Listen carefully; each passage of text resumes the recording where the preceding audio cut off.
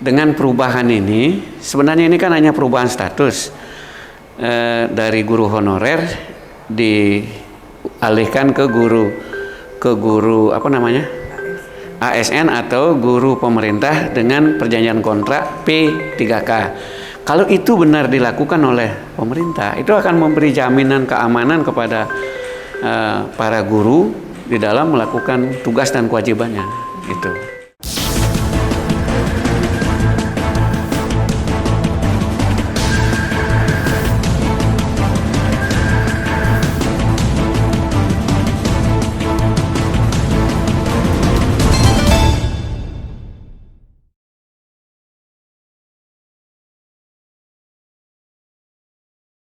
Pemerintah melalui Surat Edaran Menteri Pendidikan Dasar dan Menengah Nomor 7 Tahun 2026, berencana menghentikan status guru honorer di sekolah negeri mulai 1 Januari 2027.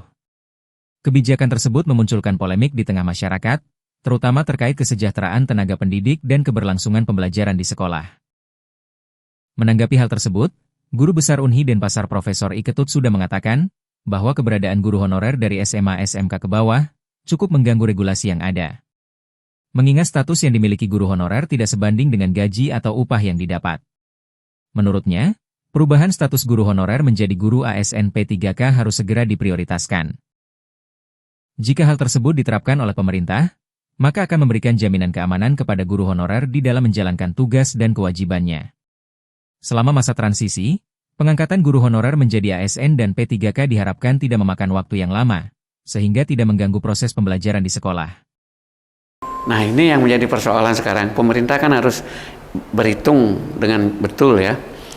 Bagaimana kemudian mereka mampu menampung dosen-dosen. Paling tidak guru-guru honorer yang telah di pekerjaan itu bisa di-cover baik di statusnya sebagai ASN maupun sebagai pegawai pemerintah dengan status perjanjian kontrak P3K.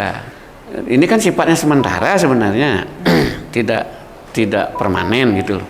Saya kira tidak ada persoalan, karena selama masa transisinya ini tidak terlalu panjang gitu loh. Jangan sampai proses pembelajaran terganggu hanya karena status guru honorer dihilangkan menjadi status guru ASN atau pegawai pemerintah dengan perjanjian kontrak P3K. Asal tenggang waktu itu tidak terlalu lama, tidak ada masalah menurut saya. Kalau itu terjadi, saya kira keamanan guru di dalam mengajar itu akan terjamin gitu. Ketimbang mereka harus setelah mengajar kesana kemari lagi mencari tambahan, kan ini yang jadi persoalan. Nah, bagaimana orang bisa bekerja baik ketika jaminan akan kelangsungan hidup mereka itu tidak ada, kan susah. Nah, ini sebenarnya ya kalau mau jujur ya, sebenarnya pendidikan itu kan basic ya. Apapun profesi seseorang itu pasti harus didasari oleh pendidikan. Kalau pendidikan kita sudah amburadul, bagaimana bisa mencetak SDM yang berkualitas? Kan impossible. Di sisi lain, pemerintah Provinsi Bali berkomitmen keras untuk tidak melakukan pemutusan hubungan kerja massal. Pemprov Bali tengah mencari solusi agar guru non-ASN tidak kehilangan pekerjaan. Dinas Pendidikan Kepemudaan dan Olahraga Provinsi Bali sedang melakukan pemetaan SDM dan mempersiapkan masa transisi agar kegiatan belajar mengajar tidak terganggu. Terdapat sekitar ratusan guru honorer di lingkungan sekolah negeri di Bali yang nasibnya menghadapi ketidakpastian sejak SE ini mencuat. Tim Liputan melaporkan.